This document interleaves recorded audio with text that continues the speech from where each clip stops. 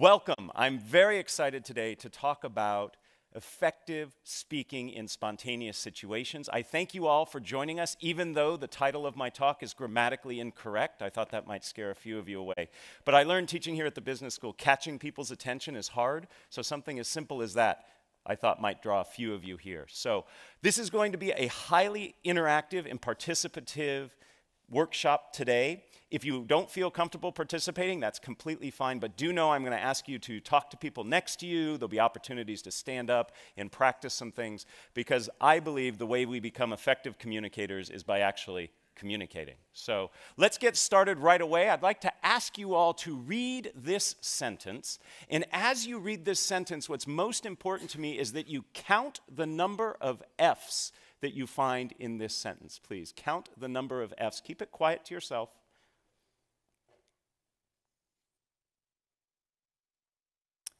Give you just another couple seconds here.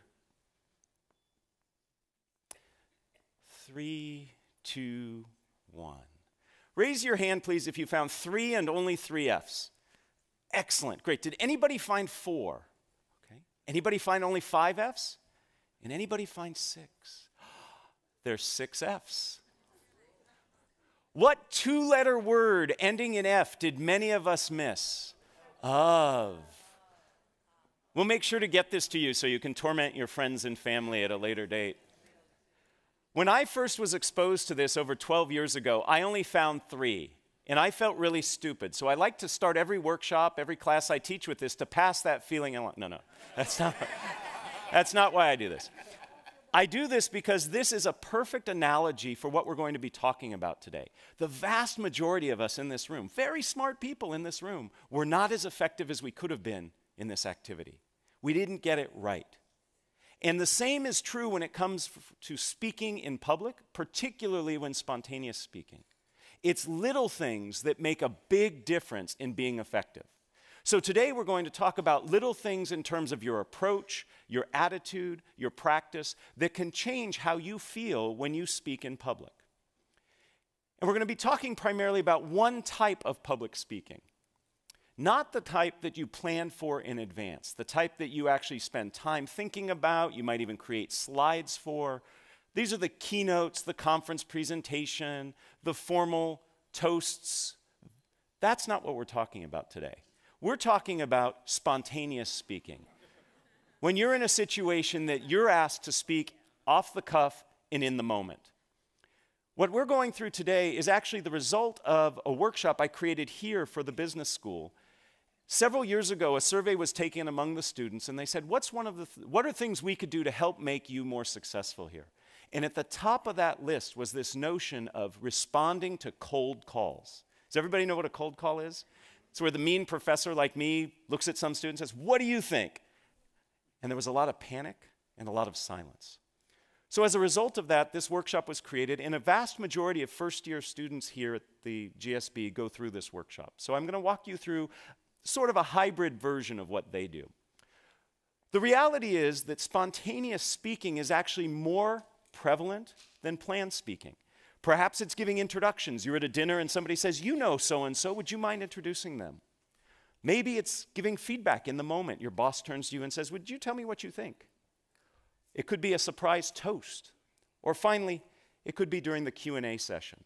And by the way, we will leave plenty of time at the end of our day today for Q&A. I'd love to hear the questions you have about this topic or other topics related to communicating.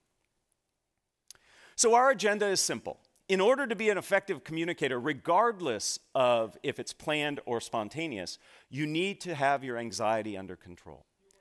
So we'll start there. Second, what we're going to talk about is some ground rules for the interactivity we'll have today, and then finally we're going to get into the heart of what we will be covering. And again, as I said, lots of activity, and I invite you to participate. So let's get started with anxiety management. 85% of people tell us that they're nervous when speaking in public, and I think the other 15% are lying. Okay? We could create a situation where we could make them nervous too. In fact, just this past week, a study from Chapman University asked Americans, what are the things you fear most?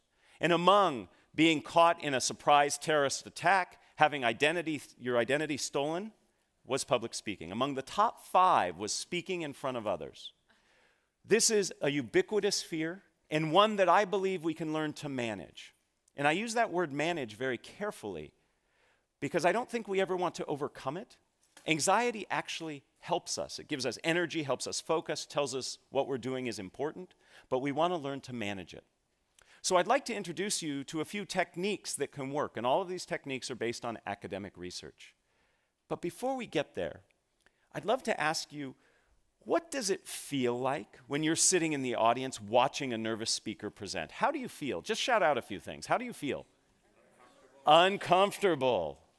I heard many of you going, yes, uncomfortable. It feels very awkward, doesn't it? So what do we do? Now, a couple of you probably like watching somebody suffer, okay? But most of us don't. So what do? We sit there and we nod and we smile, or we disengage. And to the nervous speaker looking out at his or her audience, seeing a bunch of people nodding or disengaged, that does not help, okay? So we need to learn to manage our anxiety, because fundamentally, your job as a communicator, rather, regardless of if it's planned or spontaneous, is to make your audience comfortable.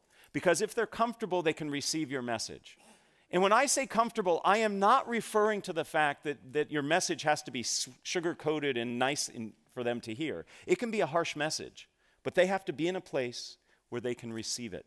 So it's incumbent on you as a communicator to help your audience feel comfortable. And we do that by managing our anxiety. So let me introduce you to a few techniques that I think you can use right away to help you feel more comfortable. The first has to do with when you begin to feel those anxiety symptoms. For most people, this happens in the initial minutes prior to speaking. In this situation, what happens is many of us begin to feel whatever it is that happens to you. Maybe your stomach gets a little gurgly, maybe your legs begin to shake, maybe you begin to perspire. And then we start to say to ourselves, oh my goodness, I'm nervous. Uh-oh, they're going to tell I'm nervous. This is not going to go well. And we start spiraling out of control. So research on mindful attention tells us that when we begin to feel those anxiety symptoms, we simply greet our anxiety and say, hey, this is me feeling nervous. I'm about to do something of consequence. And simply by greeting your anxiety and acknowledging it, that it's normal and natural. Heck, 85% of people tell us they have it. You actually can stem the tide of that anxiety spiraling out of control. It's not necessarily going to reduce the anxiety, but it will stop it from spinning up. So the next time you begin to feel those anxiety signs, take a deep breath and say, this is me feeling anxious. I notice a few of you taking some notes. There's a handout that will come at the end that has everything that I'm supposed to say, okay? Can't guarantee I'm going to say it, but you'll have it there. In addition to this approach, a technique that works very well, and this is a technique that I helped do some research on way back when I was in graduate school, has to do with reframing how you see the speaking situation. Most of us, when we are up presenting, planned or spontaneous, we feel that we have to do it right. And we feel like we are performing. How many of you have ever acted, done singing or dancing? I'm not going to ask for performances now. Okay. Many of you have. We should note that we could do next year maybe a talent show of alums. It looks like we got the talent there. That's great. So when you perform, you know that there's a right way and a wrong way to do it. If you don't hit the right note or your right line at the right time, at the right place, you've made a mistake. It messes up the audience. It messes up the people on stage. But when you present, there is no right way. There's certainly better and worse ways, but there is no one right way. So we need to look at presenting as something other than performance. And what I'd like to suggest is what we need to see this as is a conversation. Right now, I'm having a conversation with 100+ people rather than saying I'm performing for you. But it's not enough just to say, this is a conversation. I want to give you some concrete things you can do. First, start with questions. Questions by their very nature are dialogic. They're two-way. What was one of the very first things I did here for you? I had you count the number of F's and raise your hands. I asked you a question.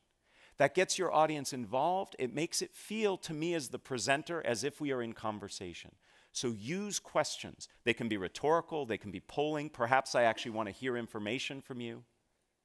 In fact, I use questions when I create an outline for my presentations. Rather than writing bullet points, I list questions that I'm going to answer. And that puts me in that conversational mode. If you were to look at my notes for today's talk, you'll see it's just a series of questions. Right now, I'm answering the question, how do we manage our anxiety? Beyond questions, another very useful technique for making us conversational is to use conversational language.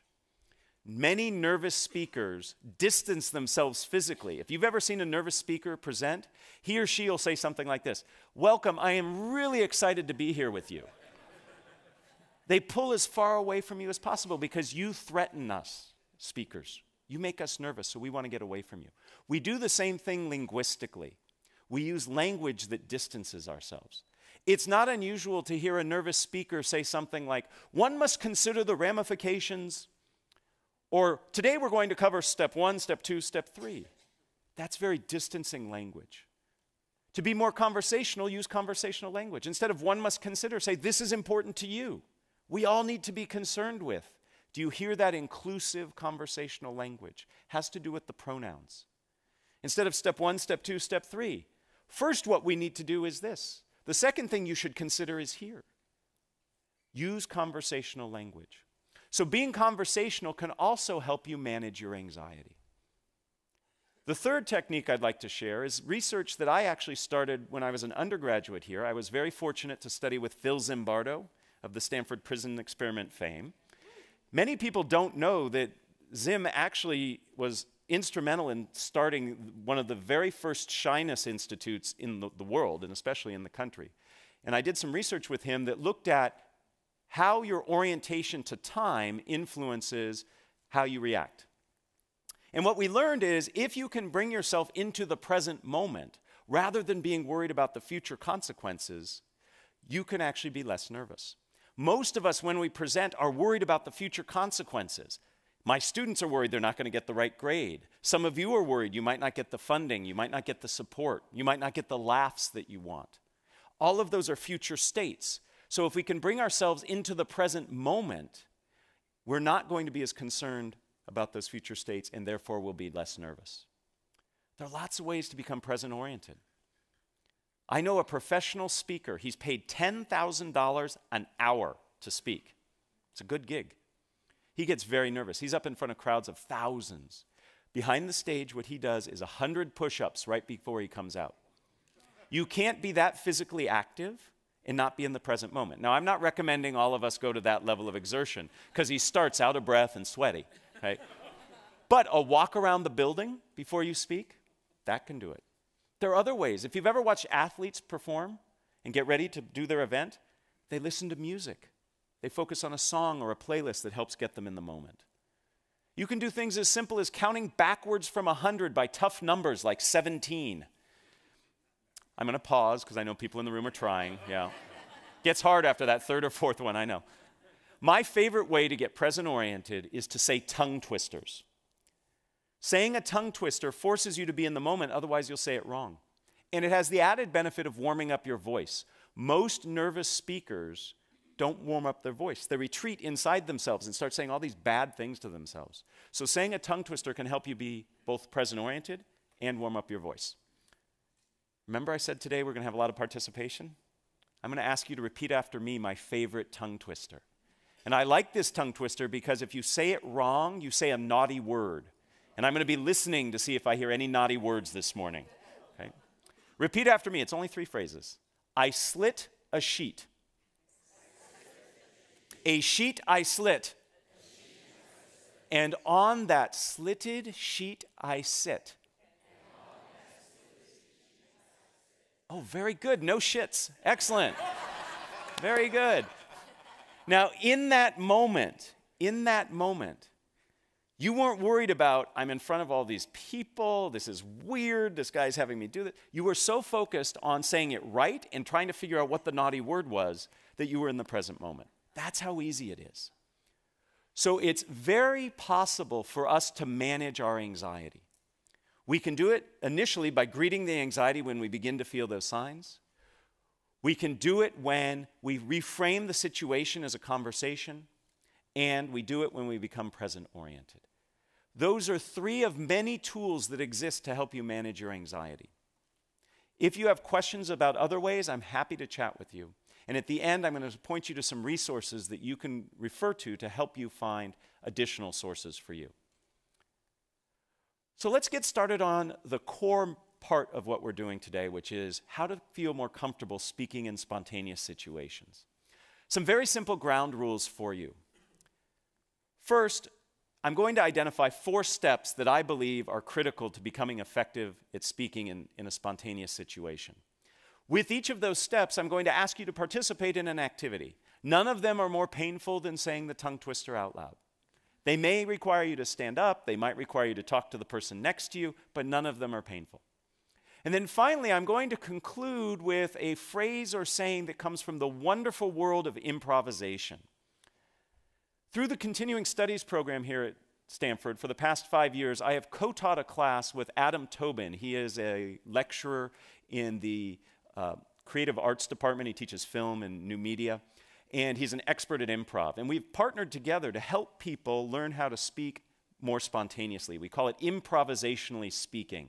And Adam has taught me wonderful phrases and ideas from improv that I want to impart to you that really stick. That's why I'm sharing them with you, to help you remember these techniques. And again, at the end of all this, you'll get a handout that has this listed. So let's get started. The very first thing that gets in people's way when it comes to spontaneous speaking is themselves. We get in our own way. We want to be perfect. We want to give the right answer. We want our toast to be incredibly memorable. These things are burdened by our effort, by our trying. The best thing we can do, the first step in our process, is to get ourselves out of the way. Easier said than done. Most of us in this room are in this room because we are type A personalities. We work hard, we think fast, we make sure that we get things right. But that can actually serve as a disservice as we try to speak in the moment. I'd like to demonstrate a little of this for you, and I need your help to do that. So we're going to do our first activity.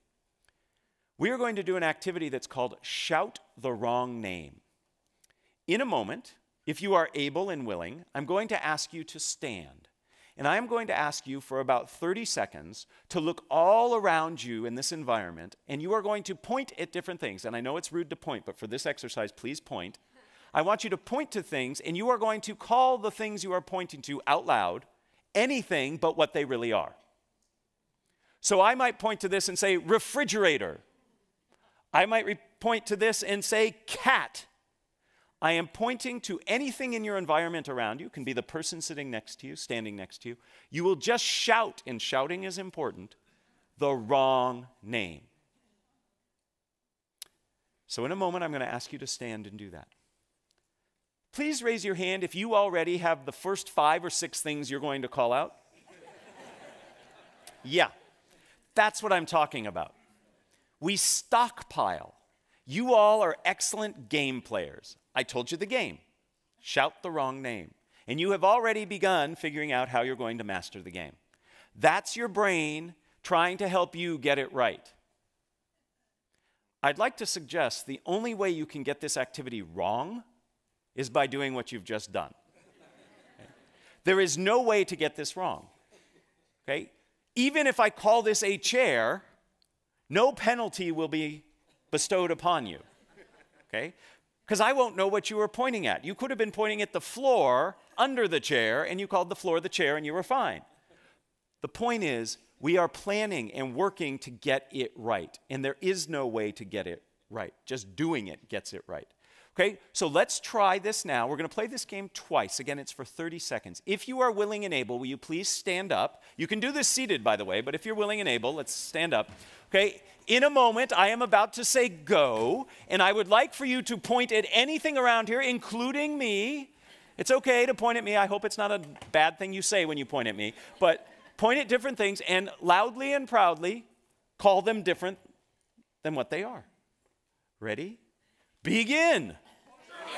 Porcupine, California, salt shaker, car, library, tennis racket, purple, orange, putrid, hello, Time. Time.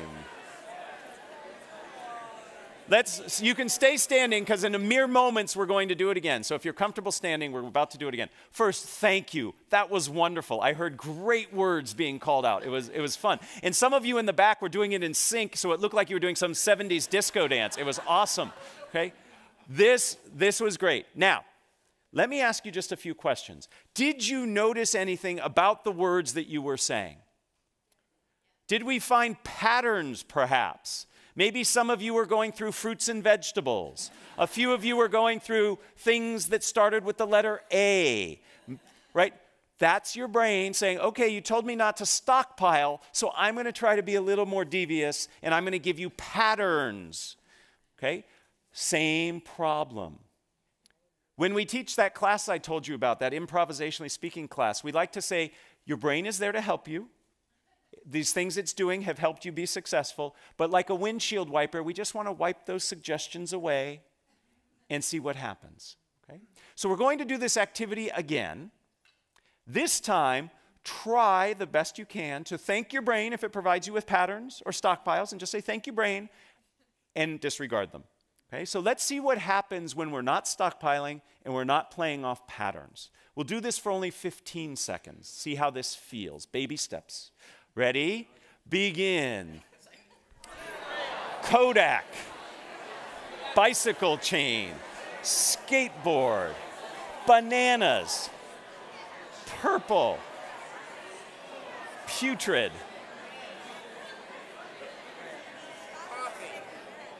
Time.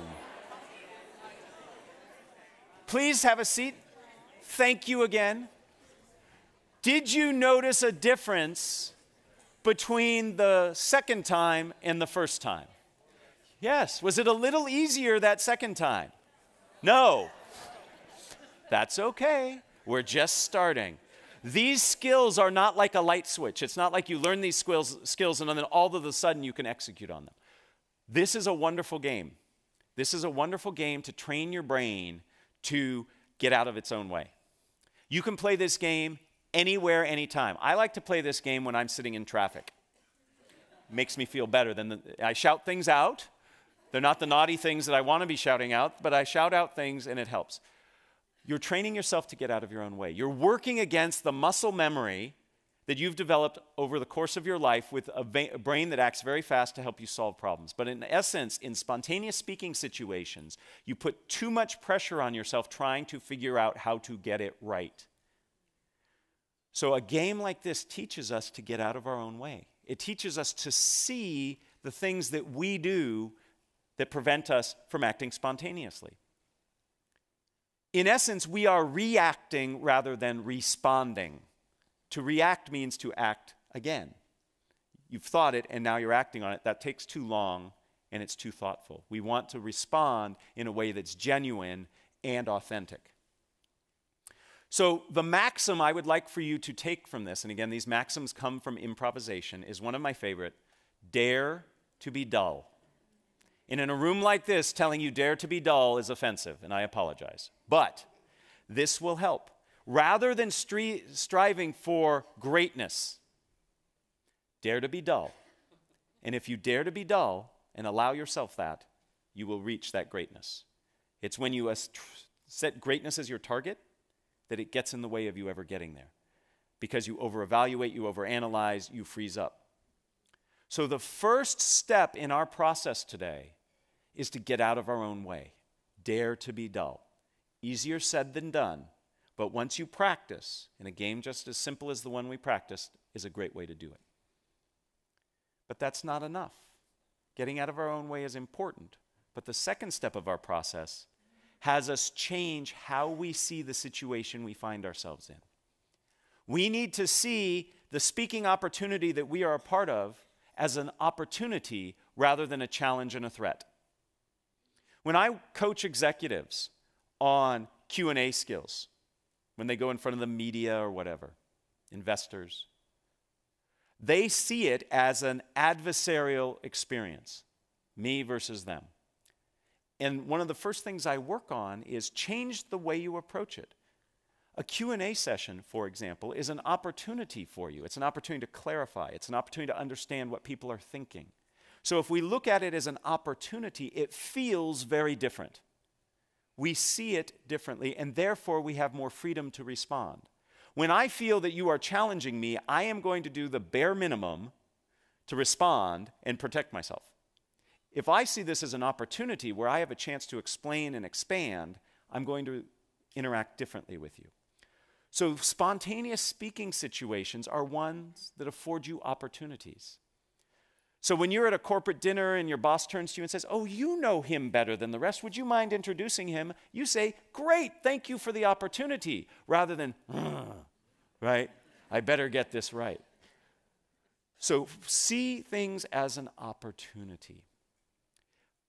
I have a game to play to help us with this. This is a fun one. The holidays are approaching. We all in this room are going to give and receive gifts. Here's how this game will work. It works best if you have a partner. So I'm hoping you can work with somebody sitting next to you. If there's nobody sitting next to you, you turn around, introduce yourself, great way to connect. If not, you can play this game by yourself. It's just a little harder and you can't do the second part of the game. So after I explain the game, this gives you a chance to get to know somebody. Here's how it works. If you have a partner, you and your partner are going to exchange imaginary gifts. Okay? Pretend you have a gift. It can be a big gift, it can be a small gift. And you will give your gift to your partner. Your partner will take the gift and open it up and will tell you what you gave them. Because you just gave them a gift. So you are going to open up the box and you're going to look inside and you are going to say the first thing that comes to your mind in the moment, not the thing you have all just thought of. Or the thing after that. Remember what we talked about before? That still plays. That's still in play. Okay, you're stockpiling. Look in there. My favorite that I said, somebody gave me a gift during playing this game. I looked inside and I saw a frog leg. I don't know why I saw a frog leg, but that's what I said. That's the first part of the activity.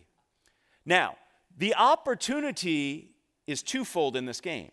The opportunity is for you, the gift receiver, to name a gift. That's kind of fun. That's an opportunity. It's not a threat. But the real opportunity is for the gift giver, because the gift giver then has to say, so you look and you say, thank you for giving me a frog's leg, and the person will look at you and say, I knew you wanted a frog's leg because.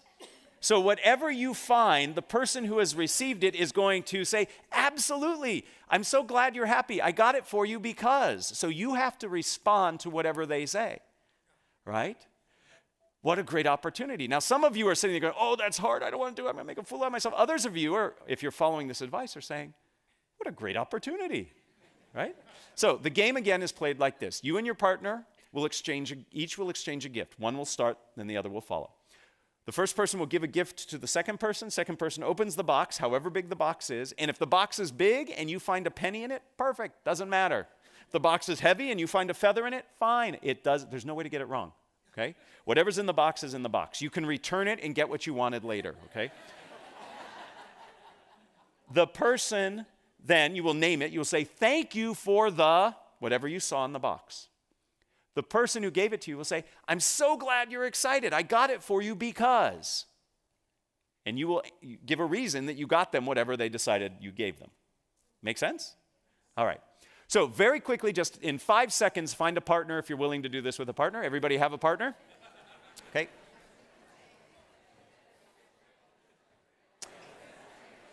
All right. In your partnerships,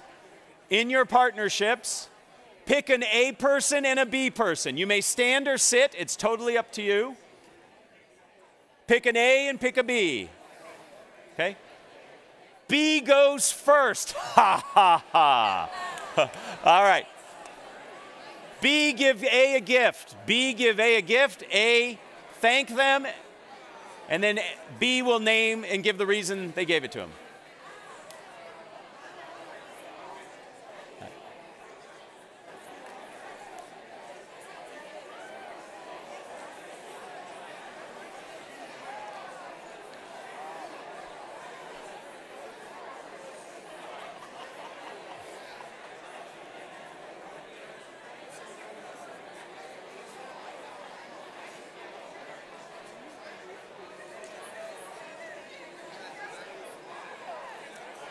If you have not switched, switch, please. If you have not switched, switch, please.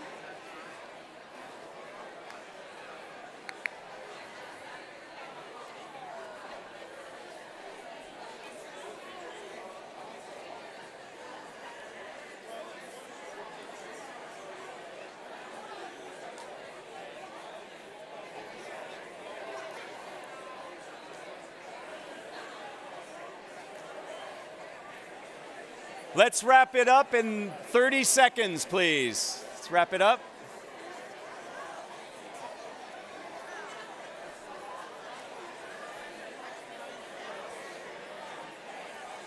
All right, if we can all have our seats.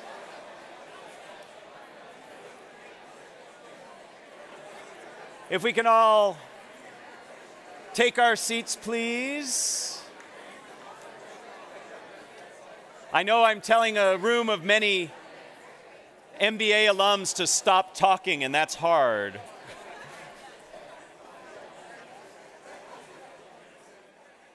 All right, ladies and gentlemen, did you get what you wanted?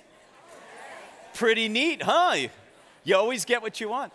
Now, for some of you, this was really hard because you were really taking the challenge and not seeing what was in the box until you looked in there. Okay? Was anybody surprised by what you found in the box? What did you find, sir? What was in the box? What? Wow. Nice. Nice. If you've got a Ferrari, you need a transmission. I like it. Who else found something that was surprising? What did you find? A live unicorn. That's a great gift, right? How was it as the gift giver? Were you surprised at what your partner found in the box? Isn't it interesting that when we give an imaginary gift, knowing that the person's going to name it, we already have in mind what they're going to find? And when they say live unicorn, we go, well, that's interesting, right? So the point of this game is to, one, remind ourselves we have to get out of our own way, like we talked about before, but to see this as an opportunity and to have fun. I love watching people play this game. The number of smiles that I saw amongst you, and I have to admit, when I first started, some of you looked a little dour, a little doubting, okay? But in that last game, you were all smiling and looked like you were having fun. So when you reframe the spontaneous speaking opportunity as an opportunity, as something that you can co-create and share, all of a sudden, you are less nervous, less defensive, and you can accomplish something pretty darn good. In this case, a fun outcome. This reminds us of perhaps the most famous of all improvisation sayings, yes and. A lot of us live our communication lives saying no but. Yes and opens up a tremendous amount of opportunities. And this doesn't mean you have to say yes and to a question somebody asks. This just means the approach you take to the situation. So you're going to ask me questions. That's an opportunity. Yes, and I will follow through. Versus no and being defensive. So we've accomplished the first two steps of our process. First, we get out of our own way, and second, we reframe the situation as an opportunity.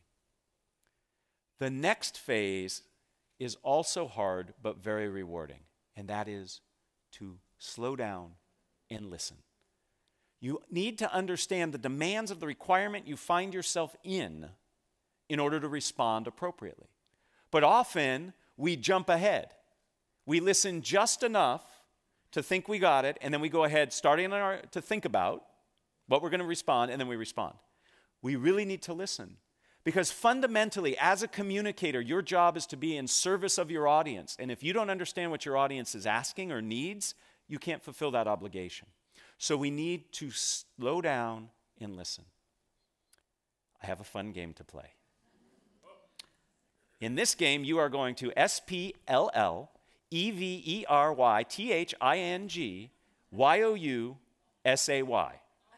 TOYOURPARTNER. I will translate. You are going to get with the same partner you just worked with, and you are going to have a very brief conversation about something fun that you plan to do today. I know this is the most fun you're going to have all day, but the next fun thing you're going to do today, you are going to tell your partner what you are going to do that will be fun today, but you are going to do so by spellingit. Okay? So you're going to spell it.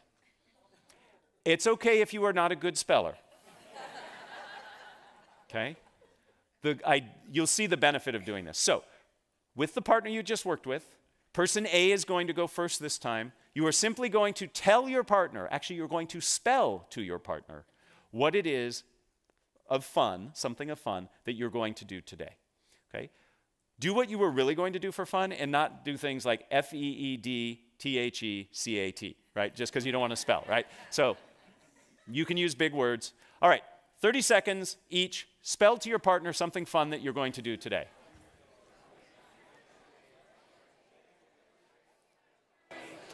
Would you like to play? Go ahead. Gothegame. Oh my goodness, say it again. Spell it again. Yep. Yep. EXCELLENT. IHOPETHAT THEYWIN. EXLCELLENT.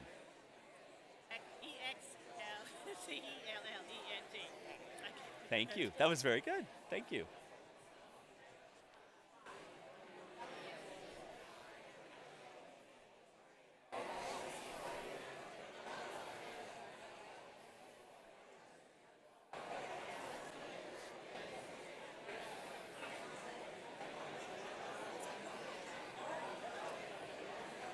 If you have not switched, switch. Take 30 more seconds with the new partner spelling.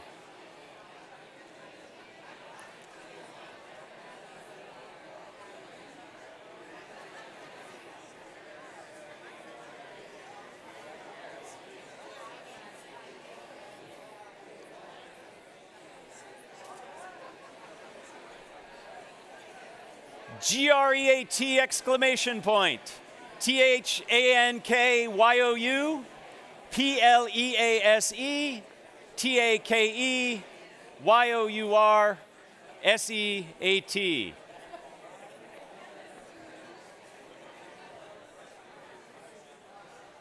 So what did we learn? What did we learn? Besides that we're not so good at spelling. You have to pause between the words. How did this change your interaction with the person you were interacting with? What did you have to do? Focus and listen. And you can't be thinking ahead. You have to be in the moment. When you listen and truly understand what the person is trying to say, then you can respond in a better way, a more targeted response. We often don't listen. So we start by getting out of our own way. We then reframe the situation as an opportunity. Those are things we do inside our head. But in the moment of interacting, we have to listen first before we can respond to the spontaneous request. Perhaps my most favorite maxim comes from this activity. Don't just do something, stand there. Listen,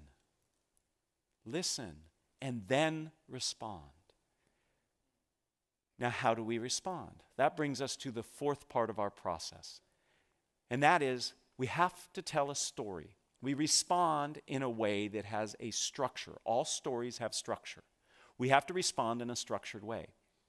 The key to successful spontaneous speaking, and by the way, planned speaking, is having a structure. I would like to introduce you to two of the most prevalent and popular and useful structures you can use to communicate a message in a spontaneous situation. But before we get there, we have to talk about the value of structure. It increases what is called processing fluency, the effectiveness of which or through which we process information. We actually process structured information roughly 40% more effectively and efficiently than information that's not structured. I love looking out in this audience because you will remember, as I remember, phone numbers. When you had to remember them if you wanted to call somebody. Okay, young folks today don't need to remember phone numbers. They just need to look at a picture, push a button, and then the voice starts talking on the other end. 10-digit phone numbers, it's actually hard to remember 10-digit phone numbers. How did you do it? You chunked it into a structure, 3, 3, and 4. Structure helps us remember. The same is true when speaking spontaneously or in a planned situation. So let me introduce you to 2 useful structures. The first useful structure you have probably heard or used in some incarnation. It is the problem, solution, benefit structure. You start by talking about what the issue is, the problem. You then talk about a way of solving it, and then you talk about the benefits of following through on it. Very persuasive, very effective. Helps you as the speaker remember it, helps your audience know where you're going with it.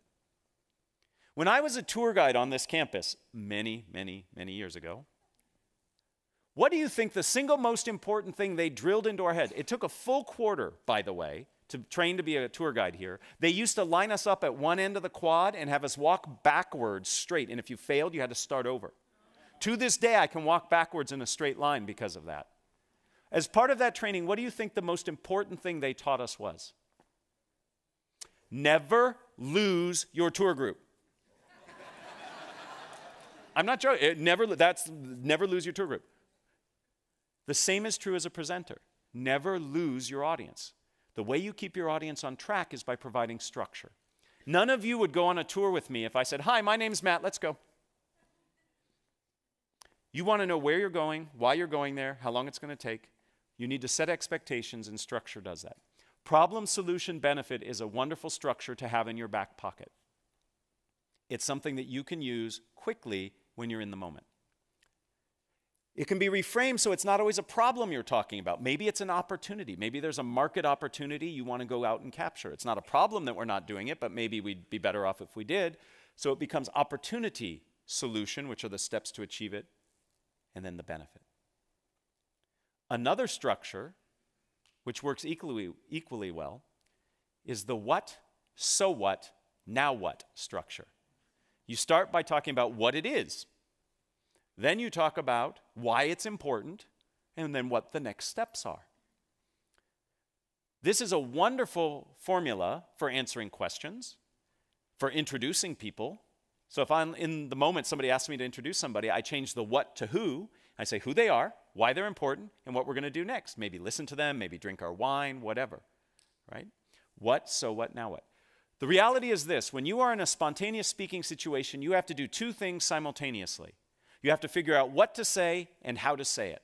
These structures help you by telling you how to say it.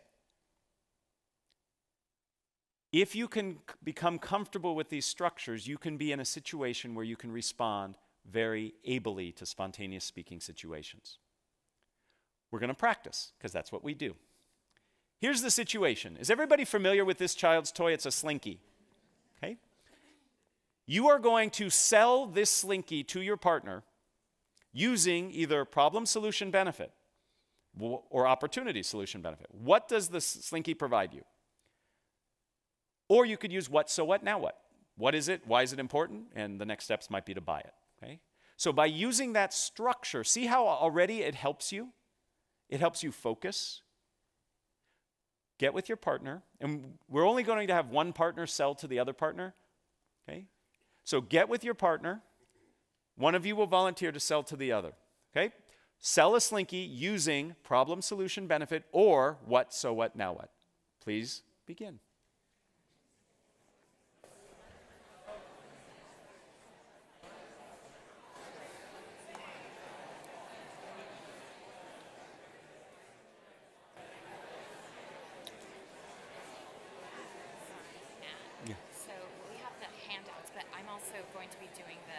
The microphone?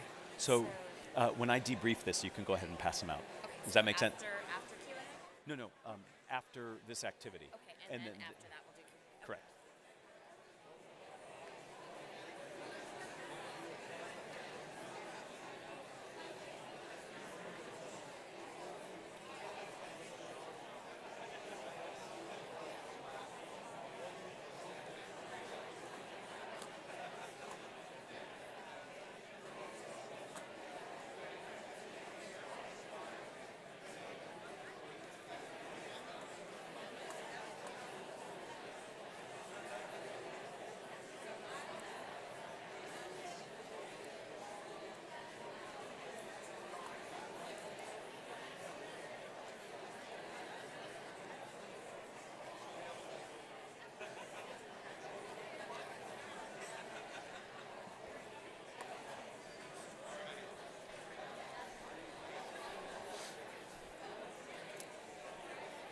30 more seconds, please.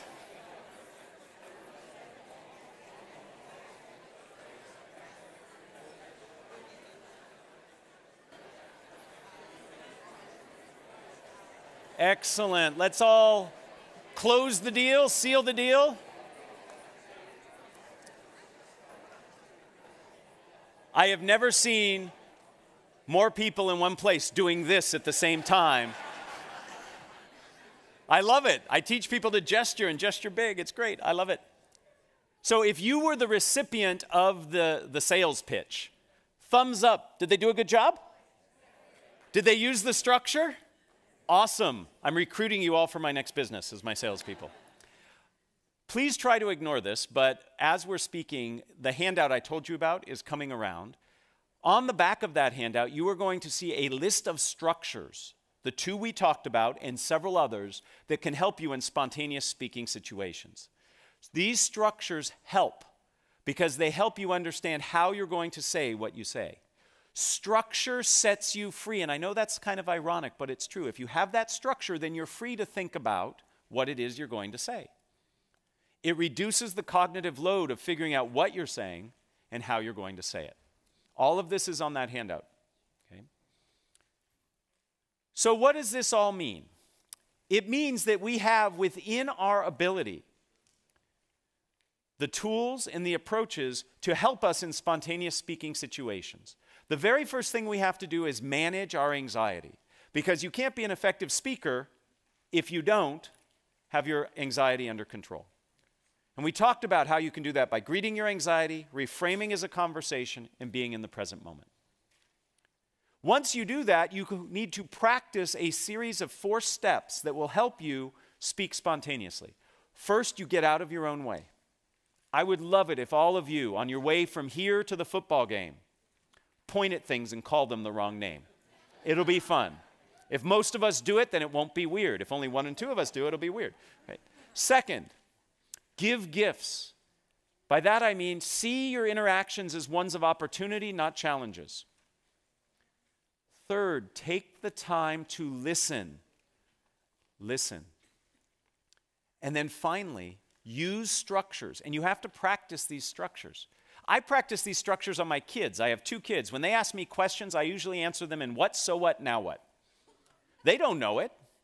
But when they go over to their friends' houses and they see their friends ask their dads questions, they don't get what, so what, now what. So, you have to practice. The more you practice, the more comfortable you will become. Ultimately, you have the opportunity before you to become more compelling, more confident, more connected as a speaker if you leverage these techniques. If you're interested in learning more, this is where I do a little plug. Okay, I've written a book. Many of the MBA students who take the strategic communication classes here that I and others teach read it. It's called Speaking Up Without Freaking Out. More importantly, there's a website here that I curate called No Freaking Speaking, and it has lots of information that I've written and others have written about how to become more effective at speaking. So that's the end of my plug. What I'd really like to do is enter into a spontaneous speaking situation with you.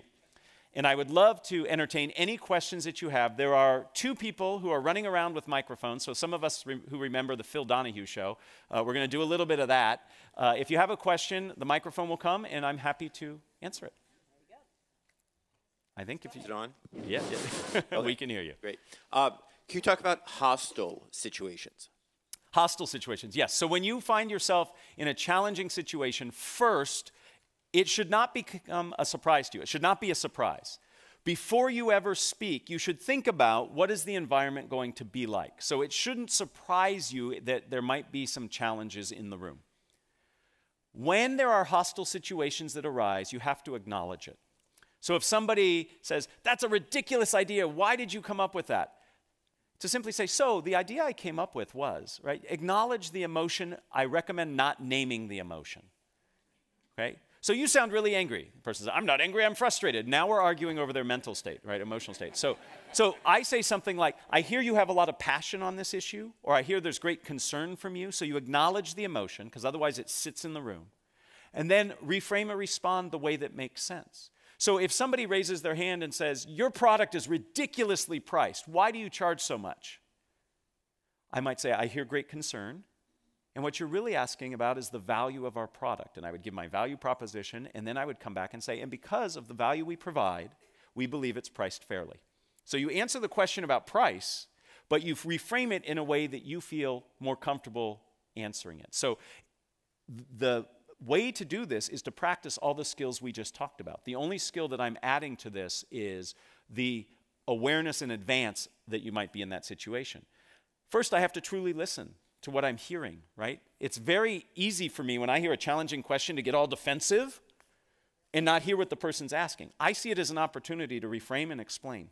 Okay, so again, you have to practice, but that's how I think you address it. Are there other questions? I see a question back here. Yes, please. Yes, first of all, thank you very much. Great presentation. Thank you. For a lot of the speaking I do, I have remote audiences, so audiences distributed all over the country with telecom.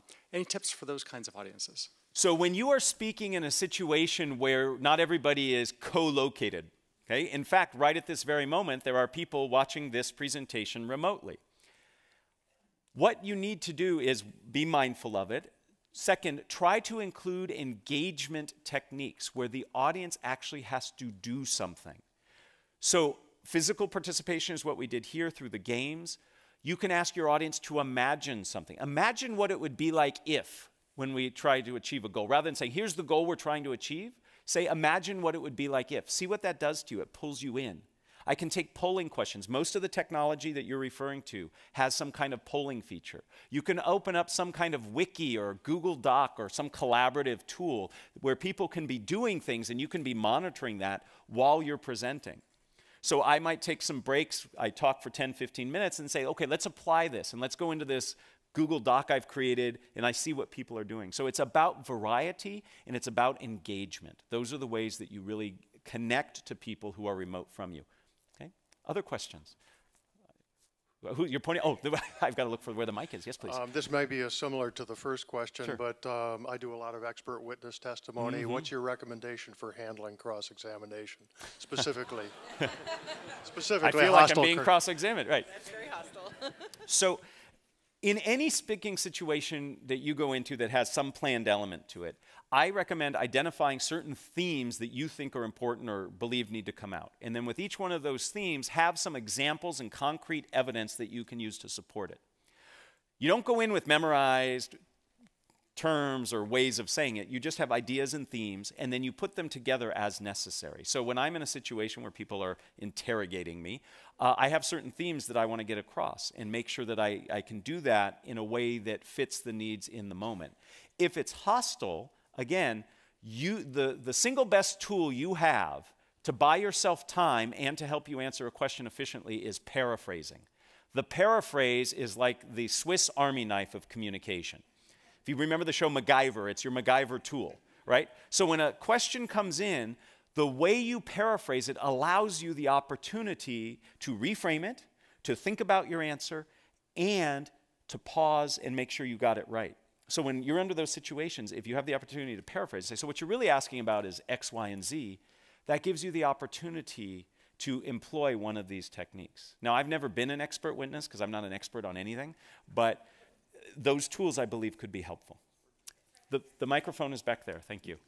Thank you so much. This has been so helpful and enjoyable this morning. Thank you. Would you please show the last screen so we can get down the name of the book that you've written and the information? Absolutely. Thank you. I think they actually, you might even have an opportunity to, and it's on the sheet too. Everything I said is on the back of that sheet, but I'm happy to have this behind me while I talk. Other questions? Yes, please. Yes, I work with groups that that represent many different cultural backgrounds. Yes. So are there any caveats, or is this a universal strategy? So in terms of, from your perspective as the speaker, I believe this applies. But whenever you communicate, part of the listening aspect is also thinking about is, who is my audience and what are their expectations? So what are the cultural expectations of the audience that I'm presenting to? So there might be certain norms and rules that are expected. So when I travel and do talks, I have to take into account where I'm doing the presentation. So I help present in the Ignite program. And if you have not heard about the Ignite program here at the GSB, it's fantastic. And I just did a presentation standing in one of these awesome classrooms that have all these cameras, and I just taught 35 people in Santiago, Chile. Right? And I needed to understand the cultural expectations of that area and what they expect and what they're willing to do when I ask them to participate. So it's a part of that listening step where you reflect on what are the expectations of the audience. I think we have time for 2 more questions, and then I'm going to hang around afterwards if anybody has individual questions, but some of these folks really want me to keep on schedule. Yes, please. I wanted to ask a question. One of the things that you've done effectively in your talking, and I've seen other effective speakers do, is interject humor in their talk. What are the risks and rewards of trying to do that? Well, first, thank you, and I appreciate all of you laughing. That's the sum total of all my jokes. You've heard them. I am not funny beyond those jokes. So humor is wonderfully connecting. It's wonderfully connecting. It's a great tool for connection. It is very, very risky. Cultural reasons get in the way. Sometimes what you think is funny isn't funny to other people. What research tells us is that if you're going to try to be funny, self-deprecating humor is your best bet, okay? Because it is the least risky. There is nothing worse than putting out a joke and having no response. It actually sets you back farther than if you would have where you would have gotten if the joke would have hit. So, basic fundamentals you need to think about with humor. 1, is it funny? How do I know? I ask other people first. 2nd, what happens if it doesn't work? Have a backup plan, right? And then 3rd, if you're worried about the answers to those first 2, don't do it, right? One last question, please. The microphone is right here. And then, like I said, I will hang around afterwards. Yes, please. I'm sort of on the opposite side of this since I am a journalist and I frequently have to ask spontaneous questions of people who have been through media training. Yes. So any tips for chinks in the armor, way to ask a question without being antagonistic but get a facsimile of a straight answer? Well, so let me give you 2 answers. One is I have young boys, and the power of the why is great. Just ask why a couple times, and you can get through that first 2 layers of training. You know, why do you say that? How do you feel about that? The second bit is what I have found successful in getting people I do this to get people to answer in a more authentic way. What I'll do is I'll ask them to give advice. So what advice would you give somebody who's challenged with this? Or what advice would you give to somebody in this situation? And by asking for the advice, it changes the relationship they have to me as the question asker, and I often get much more rich, detailed information. So the power of the why, and then put them in a position of providing guidance, and that can really work. With that, I am going to thank you very much. I welcome you to ask questions later, and enjoy the rest of your reunion weekend. Thank you.